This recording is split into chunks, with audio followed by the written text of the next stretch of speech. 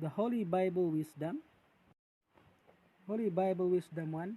Mga kabanal, nandito ako ngayon sa unang pagkakataon na magsalasay sa inyo patungkol sa karunungan na makukuha natin sa banal na aklat na ang Biblia. Para sa aking sariling karunungan at kalaman, ang banal na Biblia ay nasa makabanal na mga salita. At ito ay galing sa ating makapangyarihang tunay Panginoong Diyos sa manas langit, tunay na Panginoong Hesus Kristo na sa langit, at tunay na banal na Espiritu Santo na sa langit.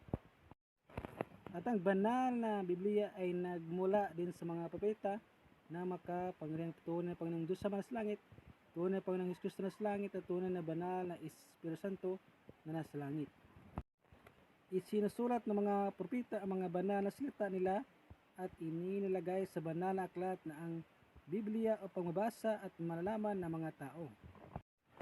Ang makahimala na salita ng makapangyarihang tunay na Panginoong Diyos sa manas langit, tunay na Panginoong Hesus Kristo na sa langit, at tunay na banal na Espiritu Santo sa langit ay nasa ating lahat.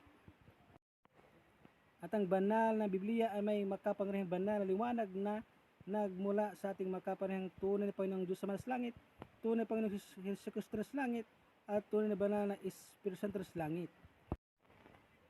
Na ang mga banal na liwanag na ito ay lahat ng klaseng kulay na makikita natin dito sa mundong earth. Samantala, ang pinakabanal na kulay ay ang kulay puti o white dahil nasa liwanag ang kulay puti. Sa ngalan ng tunay na Panginoong Diyos sa manas langit, tunay na Panginoong Hesus Kristo na sa langit, at tunay na banal na Espiritu Santo sa langit, banal na Amen at himalang Amen. Banal na salamat po sa inyong lahat. Paki-subscribe po at Lord bless and God bless nating lahat. Miracle Amen, Holy Amen.